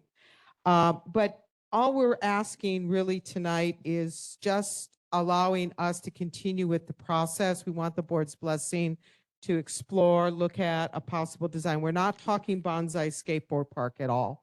We're talking about something that's kind of long and more narrow. And Eric is the guy that brought this to my attention. So Eric, and he lives in my neighborhood over in Kukea Circle. So Eric, please. Aloha, Eric Norris, mentioned. Yeah, District Park is a great hub for the community. I use it. I watch it all the time. But also in the afternoons, I notice, our streets are got kids everywhere skating and biking. And I think it'd be great if we could get a safe alternative for them to go to. Also for older kids such as myself. And yeah, I think the District Park, we already have the land. There's a few areas that I've looked at that I think don't get used that much. So we could not impact other activities already happening. Questions or? So else? any questions? So again, what we just are looking for the board's blessing to go ahead and explore this. We would obviously come back to the Parks Committee with any design, any thing. We're very clear. Eric knows that we do not wish to impact any other current activities in the park. So that's going to be something we have to look at. But as he said, you come to my neighborhood and there are just people skateboarding up and down the bike path in our neighborhood. And this would provide a nice little alternative because, we have to drive really slow, which we should be anyway. I'm not advocating fast driving, but it's scary sometimes because the kids don't, kids are kids, they don't pay attention. And so it does get a little scary. And so we just want to make sure that we offer the kids a safe alternative. Someday we hope to purchase the land across from the district park to expand the district park so we can have even more stuff going on for our community. But this is just a small stopgap measure, something we want to try and do for the community at large. So any questions? Any questions, Andrew? Yeah, you mentioned an idea of where or something like that, just out of curiosity. So the spot that I've probably has the highest probability of where it to go is kind of like right here at the corner where the district park and the elementary school parking lot come together, and then going out towards the intersection of Goodale and Wailua Beach Road along that fence line. Not a whole lot of people use it for soccer or baseball. Sometimes people do golf or frisbee, ultimate frisbee, but it's further out into the field and away from the fence line. So I think that could be a good area. It also doesn't have, other spots have like mystery caps to things underneath the ground. So there, none of that exists there. So I think that's probably our best area, but open to other suggestions. Yeah. Bob? So the skateboard park in Sunset Beach gets a lot of use. It was 3 phases. There was the phase for the skateboard park. There was the phase for the parking lot, but the restroom never happened. And so your choice of trying to pick something adjacent to a park is really a good idea. Restrooms are important. Yeah, I won't elaborate. Thanks, Bob. Frank, did you wish to say something? You moved up front. Thank you, Chair. I think you hinted at it earlier. I think property that the Honolulu Fire Department purchased, that they were going to build a fire, station across the street. I think that would be an ideal place. In my mind, I don't know why it would take the city like longer than a year, like maybe even less than a year to like transition that from HFD to DPR. But I know it's a lot of construction, but you're going to do a lot of construction either way. Over there is like a blank slate. It's probably bigger than the area he's talking about, so it would be more long forward, forward thinking. But in my mind too, again, it's like, how much money did the city use to pay for that property, and what are we going to get out of it as taxpayers? At this point, right now, nothing. It's just empty space. So yeah, I would like us to think about what are we going to use that land for. And I know like years ago, That was another idea, was the skate park there. That's all. Yeah, thank you, Frank. I'll- Appreciate that. Any other questions? Yes, Carol. Just want to say, so excited, long overdue. And the idea of the land right across from the district park is probably good. But speaking out just kind of about design, there's bowls, right? But then there's this other kind of skate thing where it's like a track and it has like, I'm going to use the word Pump whoop-de-doo. racks or pump tracks. Pump tracks, yeah. And I think, I don't even know if there is any on Oahu, there must be, but that might be something to consider. That's And- actually what we're kind of looking at. Yeah, so Yeah. that's super exciting. And then just to follow up on Bob's comment about the lack of the bathrooms at on the Sunset Beach side there, the parks have compostable toilets and so I don't see why we don't have a compostable toilet at the parks up there at Sunset Beach. Getting off track there. Thank you. We'll bring that up with the Parks Committee. So, Amy. Yeah, my students are always trying to leave class to use the bathroom. So I bet when they're skating, they have to go to the bathroom too. But speaking of schools, I will bet you that this school right here uses the park for PE. I don't think this school has a field large enough to conduct a PE class. So I think like Sunset Beach, we have access to the park for school purposes.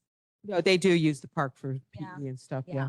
So you might have to consider school usage, Yeah, no, that's actually part of what our Yeah, due diligence the- will be. Yes. or you might pour some concrete. Great. Thank you, Amy. Board Member Angelini. So I'll make a motion.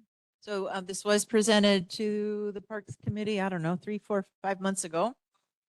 A year ago. Time flies.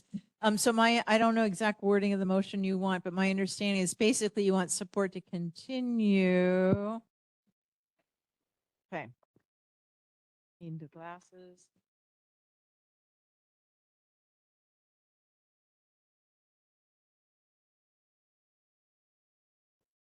And where's the motion? Well, presentation, just want the board's blessing to move forward. Oh, okay, sorry. You're just throwing it at me. And I was like, okay, glasses. Okay, motion to support the concept of proposed Wailua skateboard park with further community engagement and consultation. There you go. That's my motion. Do we have a second? Charlene seconds. Any further board discussion? I'll give this to Zoidel. Thank you, sir. Dave. Dave. Amy. Cheryl. Andrew. Raquel. Saz. Carol. Debbie. Denise. Charlene. Bob. Kathleen. 1200 adopted. Thanks, everybody. And sorry, Eric, it's taken a year to bring this to the board. I do apologize to you. He's been very patient with me. Thank All you. have been busy, and so thank you. Yeah, and we'll be in touch. Okay, thank you, sir. Moving on to our last item of business tonight. This also is a deferral from last November and finally bringing this back. And I think more than ever, it's very timely.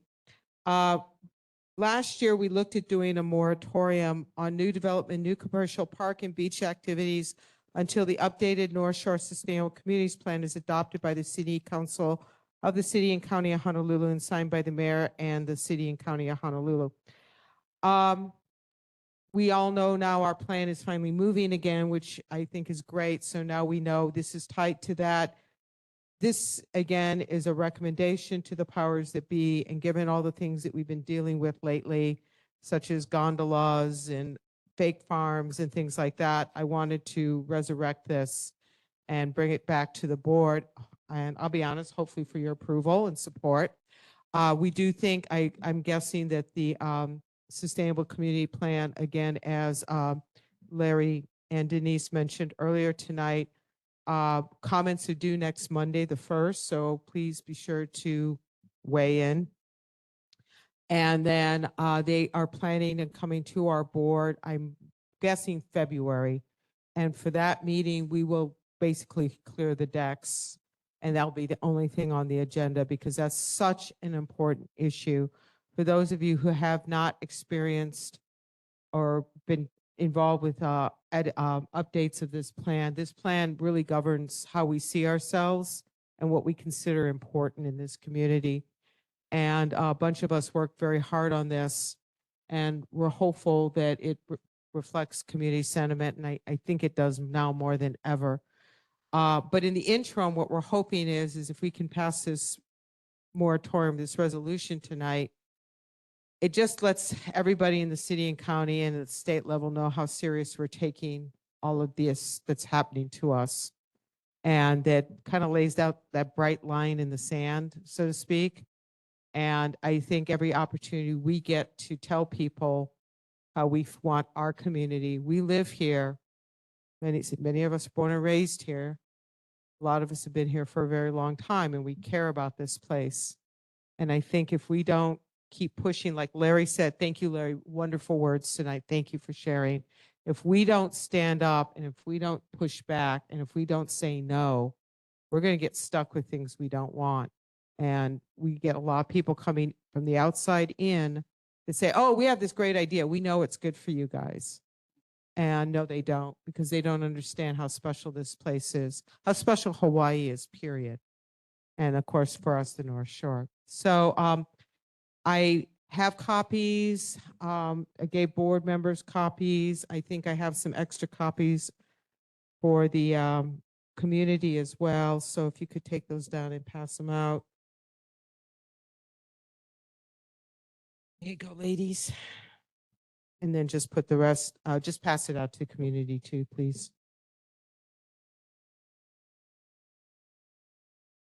Everybody, and I know Denise, you had one suggested recommended. Yeah, and Cheryl does too. Okay, great. Same one. Okay, super duper. Okay. Do you need another one? Okay, we got. Okay, great. Okay, we have a few extras, Zoidel, if we need. Thank you. Okay, so go ahead, Denise and or Cheryl. I'd like to recommend a change to the last paragraph on the first page by removing the words other than single family dwelling, because it's repeated later on in that paragraph on the next page.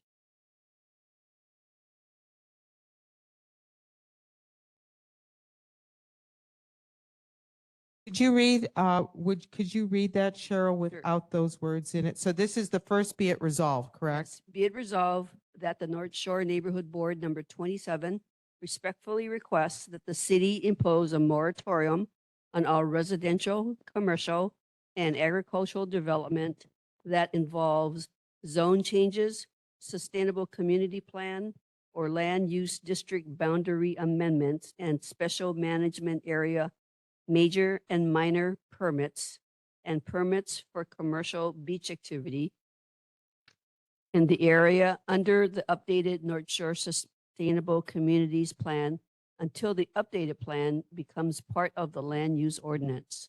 The moratorium shall not apply to owner-occupied remodeling or rebuilding of single-family homes or the replacement of cesspools and septic tanks. Thank you. Board members, any other questions? Carol, please. So how is this going to, when you say commercial beach activities, what does that mean specifically? It says new.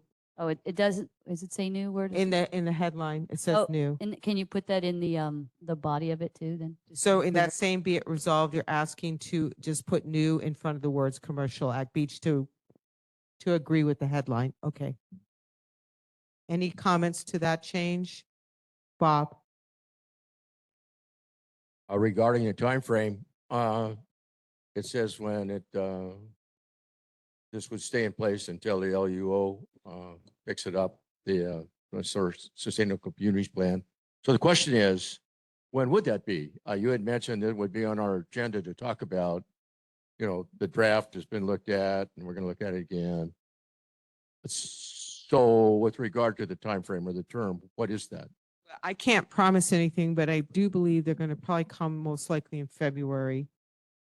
After that, it has to be finalized and then goes to city council for 3 full council meeting and 2 zoning committee or planning committee meetings. So I'm estimating my best guess would be, say, July, August of next year. So we're not talking about a very long time frame. I know, but something, I personally believe this is important. So go ahead. So I fully support the resolution. I want to emphasize that we have no authority. So everybody this is a statement of our feelings, our aspirations, has no authority, and it's a message to the city to slow down on permits while the Sustainable Communities Plan is under review. So I just want to say, it's our hope, it's our desire, and it's a message. That's the point of the resolution. Yeah. Thank you, Denise. Raquel. Thanks. So yeah, to Denise's point, a really big part of this moratorium came up because we have so many challenges in front of us with our ag lands. We need a pause, and that's all this is a pause, so we can take inventory and get a grip on what's happening in front of us. This is a list of ag properties around us, very literally outside, look around, it's around us. Dark tomorrow, try tomorrow. Just under 6,000 acres of ag land has been lost to developers and their schemes of CPR ag lots, and they end up gentleman farms. No ag, no compliance, no permitting, taking our water. And if we don't do something now to provide some kind of interaction with the state and city, we have one developer right now trying to tap into our water. We are one step away from being Maui. We lose the water and they get the water.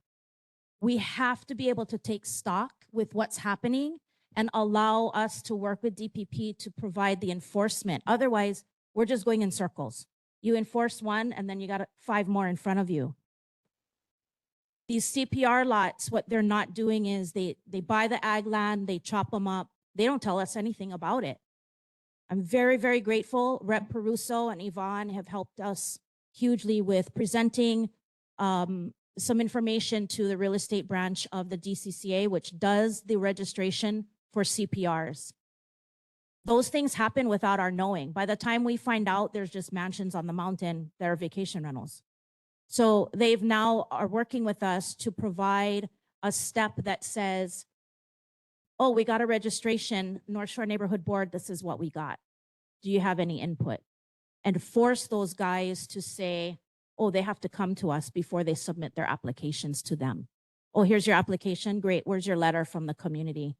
That way we get to have some kind of intel and some kind of say. With the residential aspects, we've got houses that are being built. They're not even addressing our EV kupuna. We don't even know it. They're not prompted or forced to tell anybody. So there's a lot going on. It's building and building. We need to get a grip on our inventory and then be able to provide a smoother, more structured format for them to move forward. I'm not saying we're against CPRs. My property is CPR'd, but I went through a step process that took years. I don't know how these guys get it in months, or they just don't get it and they already list it for sale. And then we end up with properties like Mokuleia, where the developer died, never CPR'd it. People are out hundreds of thousands of dollars and they own nothing. And that's collectively happening. So the moratorium is really just to provide some foundation so we can address what we have in front of us and come up with our plan for enforcement as we move forward. It's just a pause. So I'm hoping, as you read this, you'll understand what that intent is. Thank you. Thank you very much. Charlene. Yes, this makes a lot of sense to me, and I'm just trying to remember because it's such a long time ago that we were working on the sustainability plan. And I can honestly, I'm gonna have to review it again, but this just becomes a little bit more specific. I mean, some of the goals here are already stated in the sustainability plan, and I think they're looking for public comment for support. Because a lot of the stuff is kind of addressed in there, so you guys really need to take a look at it. Because, yeah, we worked on it for a long time, and it's just so delayed, and I think what's happening is the developers are sneaking stuff in before the plan gets, because it's supposed to supersede everything, the sustainability plan, and what they're doing is they're pushing stuff through before it comes out, and it's just been such a bummer that it's so delayed that this is all happening before it happens. So I just think you guys should definitely take a look at it and really write comments, because even it's still a little bit late now. I think we've got to do something before, because it's not going to come out for what you think, July. Well, it didn't help with COVID too. We got COVID stuck did, in all and of that yeah, mess. I'm just saying, because it's so delayed, this is all happening, and that's what's freaking us all out now. Yeah. Thank you so much. Good comments. Community, any comments in the community? Yes, Rex. Please come on up. Yes. Oh, you had your hand up, girl. Said yes, Rex. Hi. Oh, okay. Thank you. Well, the one thing I noticed is because we're in such a situation with water now, that maybe that should be emphasized more. And I was just thinking on the third whereas, number 2, where it says protection of natural resources, you could maybe put especially water. Somewhere in here, it should, I think, water should be addressed in here. Because, we're starting to see situations where they're asking us not to use as much water. We always do that. That's a constant drumbeat of ours, I know, but thank you, Rex. Does anyone have any objection to after natural resources saying especially water? I know Vice Chair Achu brought that up specifically as well. Okay, I'm gonna add that in there. Okay, Larry.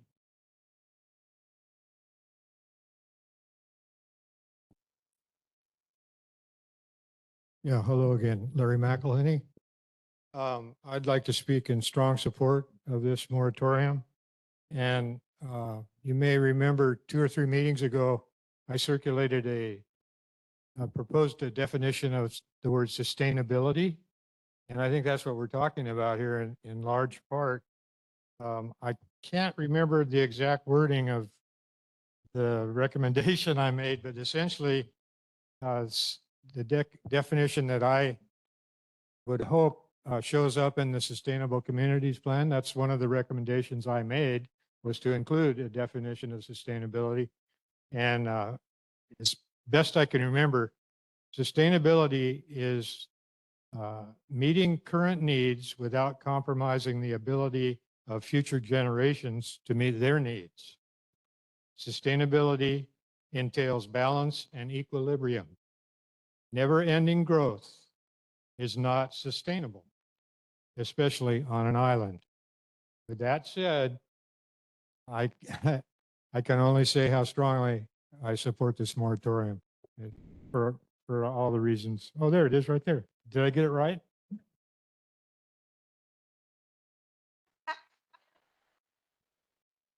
Okay. Thanks, Larry. We Thanks, appreciate folks. that. Okay, Raquel? Thanks, Larry. I love that. Just to address the water portion, just to give you an idea of where we're at, we have it's that impacting a developer that wants to dig 2 new wells and has a pump already and wants to reinstate it. His total pumpage comes out to about 5 million gallons a day. Well, 6. Yeah. So that's out of our aquifer. And when asked what you need that pumpage for, and there's nothing on the land, I cannot tell you. But I need it for irrigation. That's good drinking water. we're working fortunately very hard with Seaworm to ensure that that doesn't happen. But that takes a third out of our water allotment from our own aquifer. And that's why it's that I'm telling you, we're one step away from being Maui, where we're going to be screaming for our own water for those guys up there. The other part of that is the realtors. They're not your guys' friends. They get involved in these things and they say, oh, great, I'm going to jump in. They're going to sell you a 5-acre lot for $2 million. But you know why they're going to do that? They're not calling any of us. They know exactly who they're calling, and it's none of us. And they call the mainland, they've got it sold by end of day. So we're not going to build ourselves out of a housing crisis with any of this because it's not going to go to us anyway. So the underlying zoning of a CPR property, the county recognizes the property as the full TMK. It can be 150 acres. Just because you broke it down to 5-acre lots does not mean you get a house on each lot. It means that you have a huge property with parcels on it.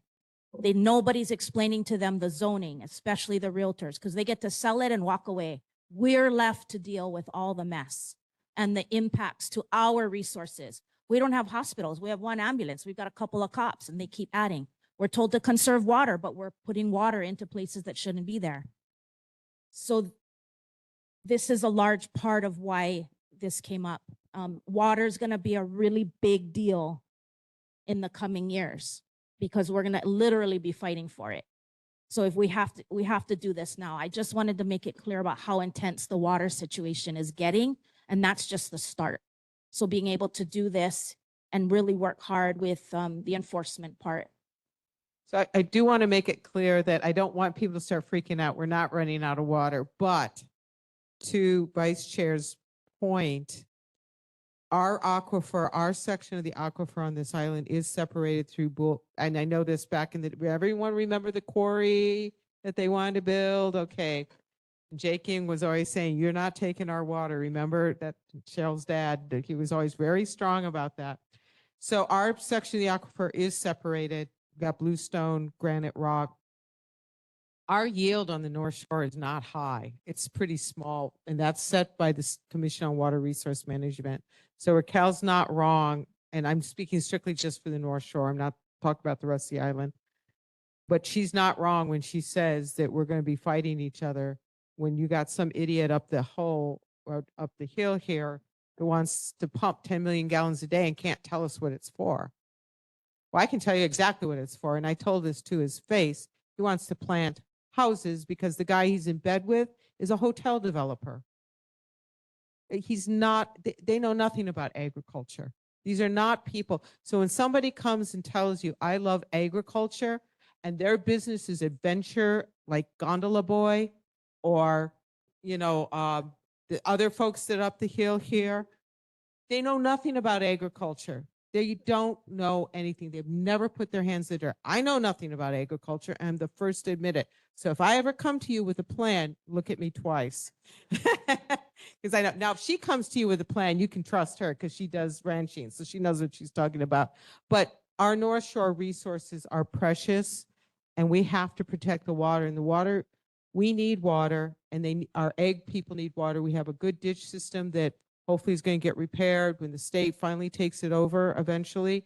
And we will have resources for farmers that uses non-potable water, not using our precious drinking water. And that's what concerns us, is they want to use drinking water. And a farmer, and I see Scott and hi guys back there, not talking about you. You guys are good. But you can use a lot of water in one day. A farmer can use about 6,000 gallons in one day, depending on what they're growing. And that is what the median household uses in 1 month. So that's a lot of water. So you better be growing something that feeds all of us. If you're going to use that much water, you better be feeding us. And I guarantee you these people are not feeding us. So off my soapbox. Thank you. Larry, did you want to? Yeah, I read something a couple days ago. It sounds to me like it's pretty good news. I'm not sure. I can't remember where I read it, so if somebody else knows anything about this, I hope they'll speak up. But part of the issue with ag usage is the farm dwelling. There's questions about what constitutes a farm dwelling. I read that the state Supreme, this is true, state Supreme Court said that a farm dwelling cannot be used for vacation rentals. So that's good news. Yeah, that was, Memory's not failing totally. that was a lawsuit, I think, on the Big Island. Is that correct? Yeah. Yeah. So that's good. Yeah. No, we have people on the North Shore that have put up farm dwellings with swimming pools for the horses to exercise. Right, Raquel? Yeah. So, Maka.